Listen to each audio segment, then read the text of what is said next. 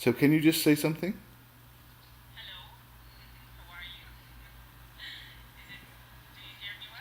Yeah, I heard you fine. Um, just just give me 1 second here.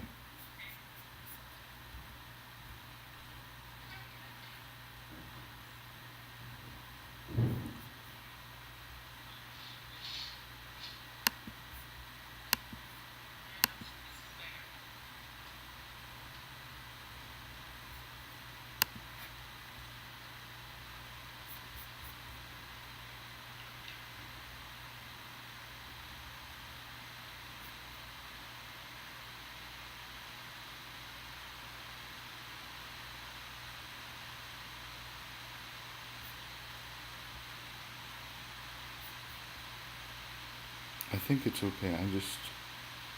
I'm sure it's fine. Okay. Yeah. So if you could just start by introducing yourself.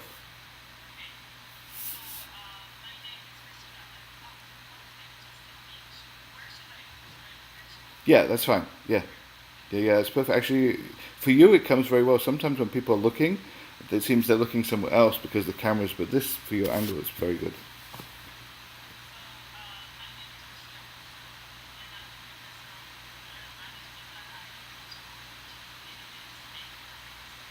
Oh, welcome.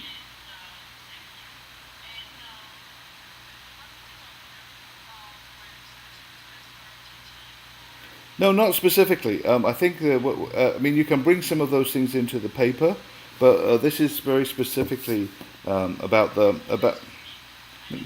no, so that's fine. So, it's a very interesting paper. This is the issue of female entrepreneurs, what motivates them, how successful they can be. It's obviously a very interesting question. So, what motivated you to do the research?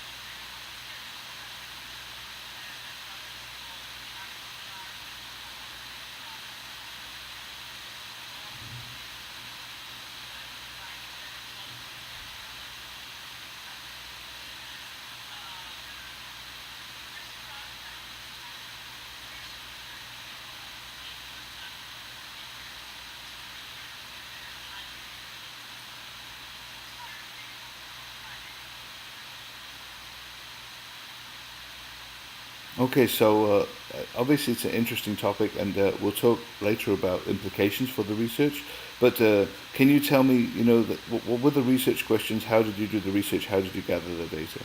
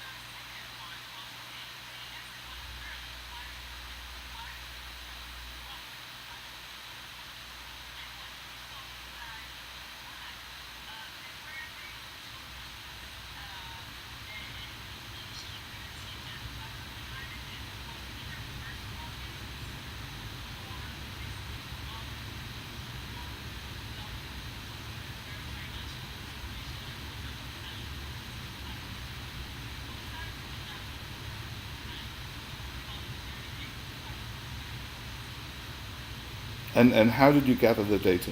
And then how did you, I'm not asking for detail of how you coded it, but how, this is kind of the lesson for people doing research, especially, PhDs.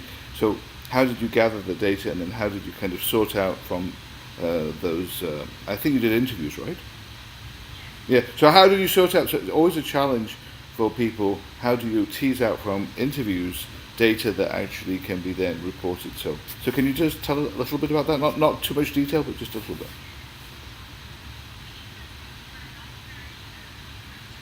Sorry, can you just say that the way we gathered the data was by interviews, because I need a full sense.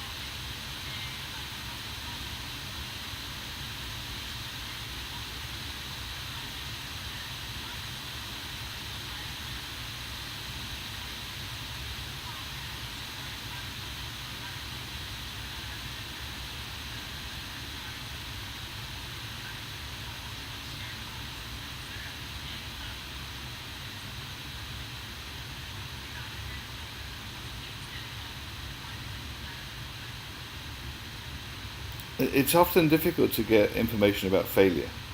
Was that a challenge for you?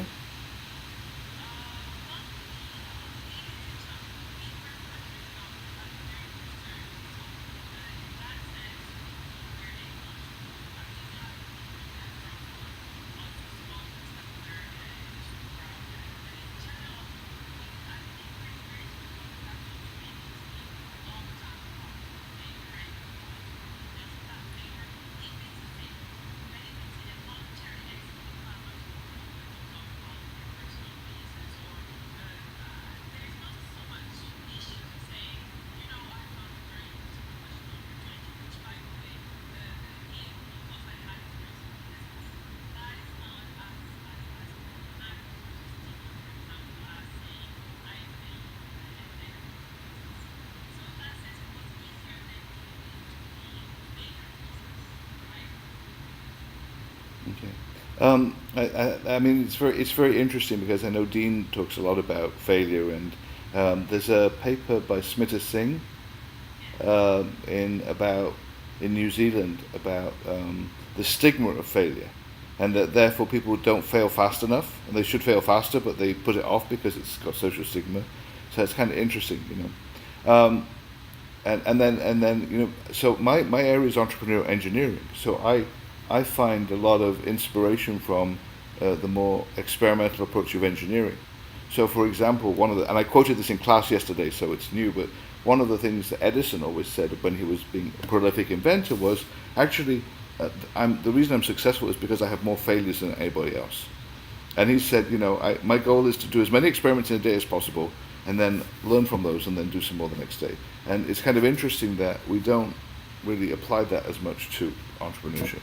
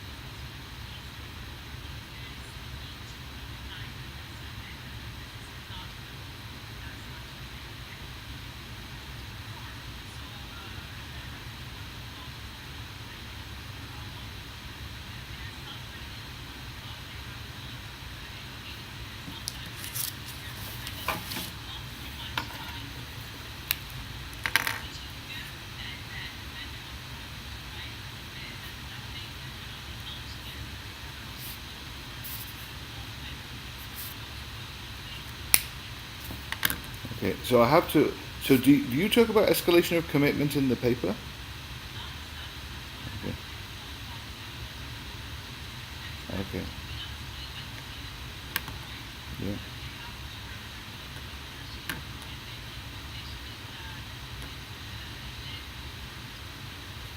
It's very interesting. Now, the reason I'm asking is that I'm working with someone who's doing their PhD at the moment, and he worked inside um, big, well, no, early stage technology company that was growing very rapidly, and his PhD is on something that he saw, which was that um, escalation of commitment went too far, and they should have stopped at a certain point. So he's researching that, and he says, at one point, the personality that makes you keep going even when everyone's telling you to stop is the thing that allows you to be successful. And then later on, it's the thing that helps you fail, and it's kind of interesting to see that.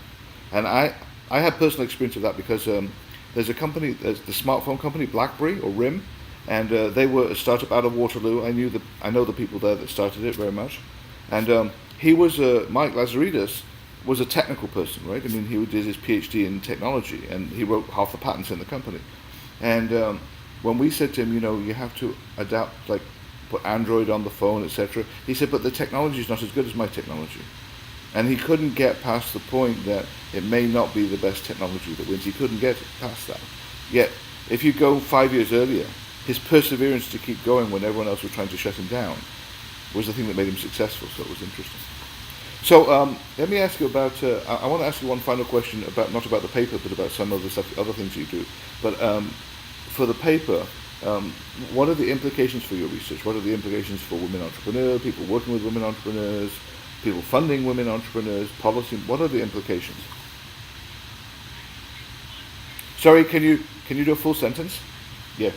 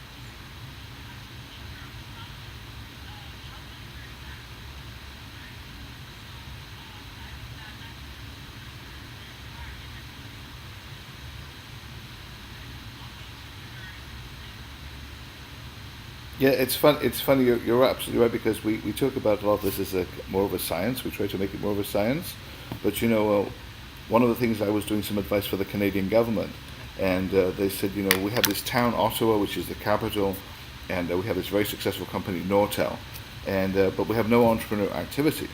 How And I said, well, because all of the tech people can go and get really good-paying jobs at Nortel. So if you want to make it more entrepreneurial, you have to close down Nortel, right? Now, for some other reason unrelated to this, Nortel had some accounting background problems, and they eventually closed down. And now a whole load of entrepreneurship companies have sprung up. But it's not necessarily because they wanted to be entrepreneurs. That was the economic need, because it was the other opposite from what you're saying. It's like, well, I don't have a job and I want to stay in this town, so I have to become an entrepreneur. So interesting. Um,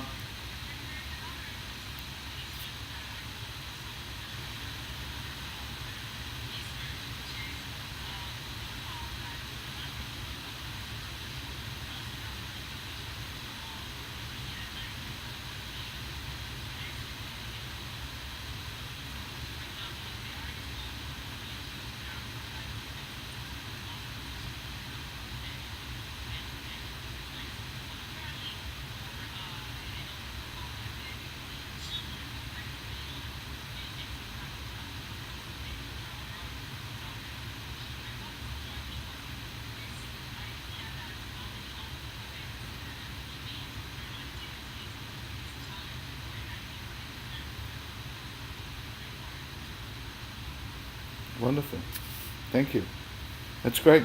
So I have one question that's not directly related to this, but something I was doing. So you, in much of your time you're spending teaching. Are you teaching about entrepreneurship, or are you teaching people to become entrepreneurs?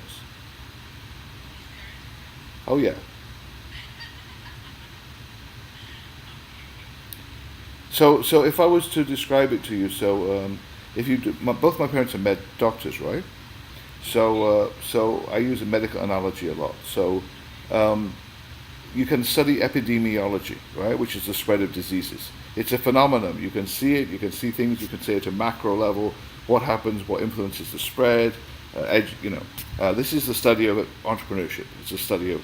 Well, the second is, to study about becoming an entrepreneur. When you say, what is it that motivates you? What do you want to do with your life? And then how do you create an opportunity? And then how do you build a team? So it's much more about becoming an entrepreneur. And the reason I say it is that I observe both types of classes, and some people do the first and some people do the second. And I'm not going to make value judgments, but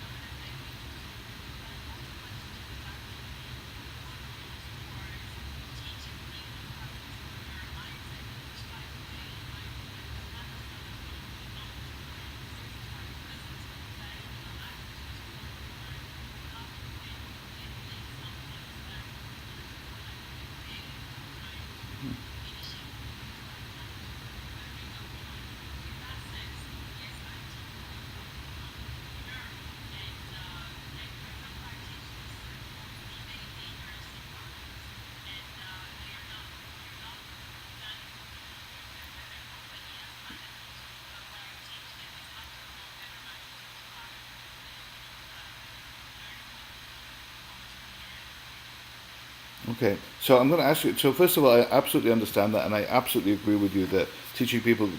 My title is Professor Entrepreneurial Engineering, and so what that means is that I teach engineers how to be more entrepreneurial. It doesn't mean always they start a business, and in fact, sometimes many of them I meet say, "I'd like to start a business," and I say, "Well, you won't be successful. You'll be more successful in a big company." And I've been there myself. So I worked in a big company, and then I started my own startups, and I worked in a university, and so I know where you find your place that you want to be. So my question that I was going to ask you is, if you were giving advice, and I'm very happy if you want to focus it on women that you want to become more entrepreneurial, but if you were giving some advice, you come to my class as a guest lecturer. It can all be women, it can be leaders, it can be managers, it can be students, whatever you want to imagine. And you are going to have 5 minutes to give them advice based on your insights, knowledge, experience, and research. What would your advice be to people that you want to become more entrepreneurial?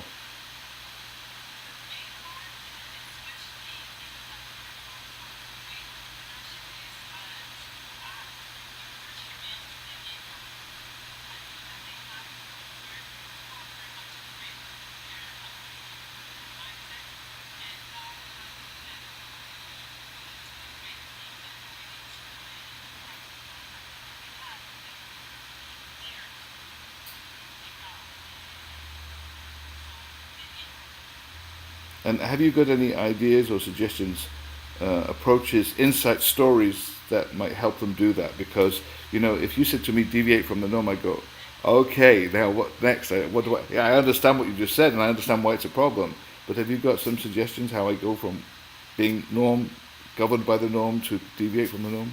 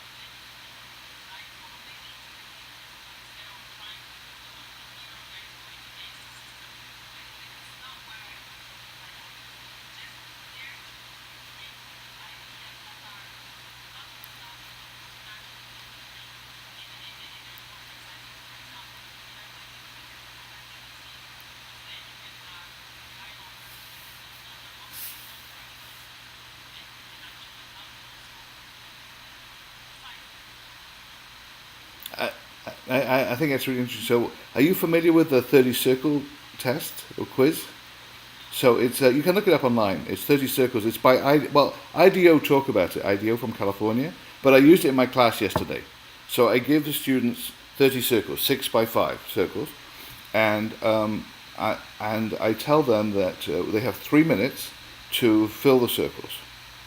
And I don't give them any rules, except I do show them 1 or 2 circles I draw on the board, right?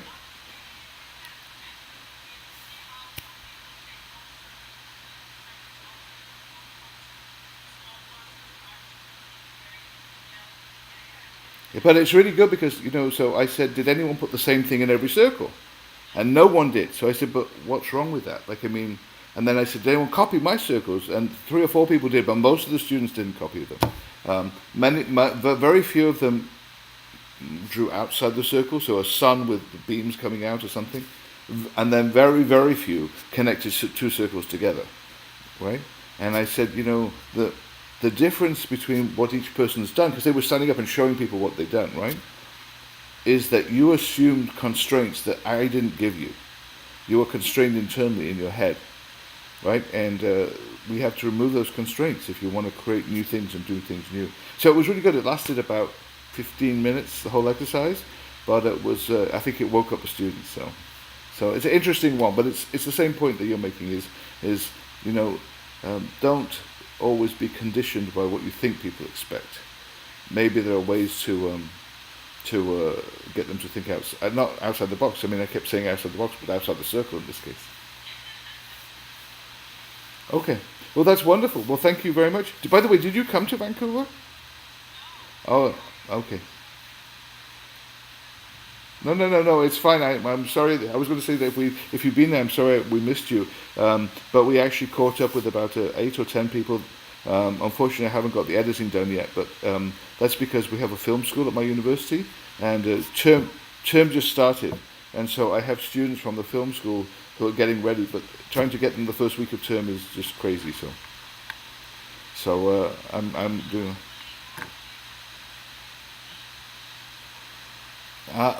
Well, I think so, and I think what you're doing is really interesting. You explain it very well. You have a lot of confidence to come across, so it makes it more engaging. I'm going to say that it's my comment at the beginning, which is that